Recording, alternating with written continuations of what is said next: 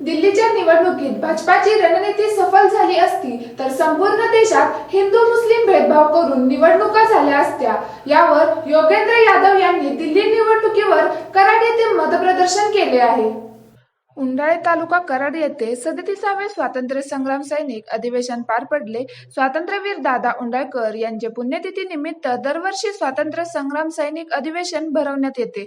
यंदाच्या स्वातंत्र्यवीर दादा उंडाळकर सामाजिक पुरस्कार भारतीय साहित्य समीक्षक आणि ख्यातनाम भाषाशास्त्रज्ञ पद्मश्री डॉक्टर गणेश देवी यांना सामाजिक कार्यकर्ते आणि विश्लेषक योगेंद्र यादव यांचे हस्ते प्रदान करण्यात आला। त्यावेळी माध्यमांशी बोलताना त्यांनी मत व्यक्त केले।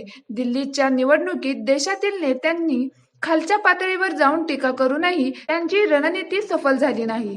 जर ती सफल झाली असती तर संपूर्ण देशात हिंदू मुस्लिम भेदभाव करून निवडणुका झाल्या असत्या। निवडणूक राहिली नसती। भारतीय जनता पार्टीने यातून बोध घ्यावा असा सल्लाही भाजपाला दिला।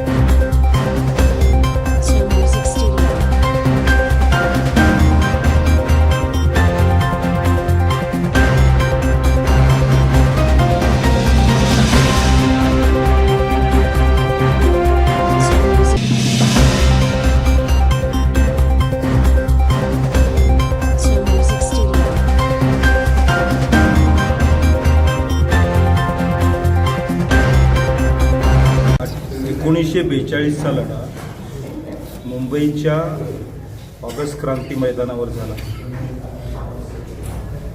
आपल्या देशाचं संविधान ज्यांनी लिहिलं ते बाबासाहेब आंबेडकर महाराष्ट्रातले। स्वातंत्र्याचा लढा, पुरोगामी विचार, राज्यघटनेचा वारसा, प्रगतिशील राज्य या सगळ्याच्या एकत्रित जबाबदारीमुळे महाराष्ट्र सरकारने एका क्षणाचाही विलंब न लावता राज्याच्या असेंब्लीचा ठराव करावा।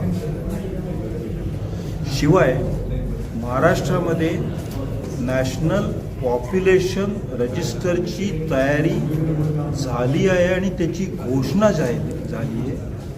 ती घोषणा मागं खेचा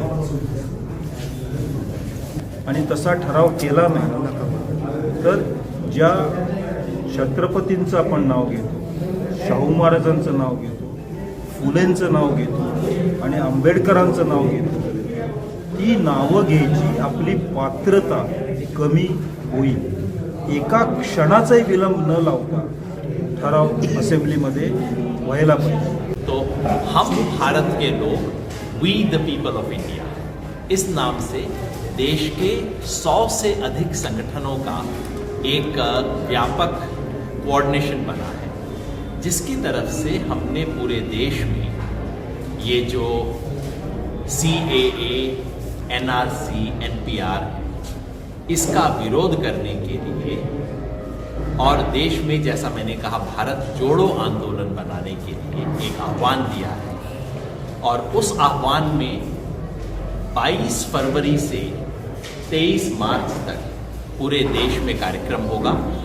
भारत के लोग की तरफ से हमने 1 अप्रैल 2020 से पूरे देश में जो NPR हो रहा है, नेशनल पॉपुलेशन रजिस्टर, उसका विरोध करने का, उसका बायकॉट करने का आह्वान किया है।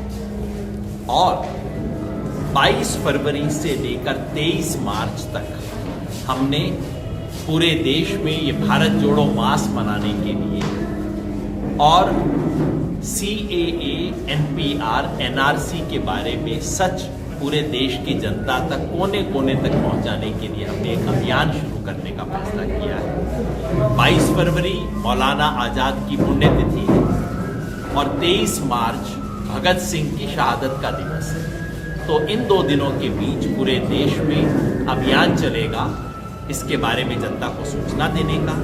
1 अप्रैल से बायकॉट किया जाएगा और उसी सिलसिले में आदरणीय गणेश देवी जी और मैंने मिलकर गृह मंत्री अमित शाह जी को एक चिट्ठी लिखी है, क्योंकि उन्होंने कहा था कि कोई भी मुझसे बात करना चाहे आ सकता है। हमने कहा हम आपसे बात करना चाहते हैं, आप इस देश के गृह मंत्री हैं, हम आपसे बात करना चाहते हैं। हमें आशा है कि उनसे संवाद करने का अवसर मिलेगा और देश भर के लोगों की जो चिंता है वो हम उनके सामने रख पाएंगे।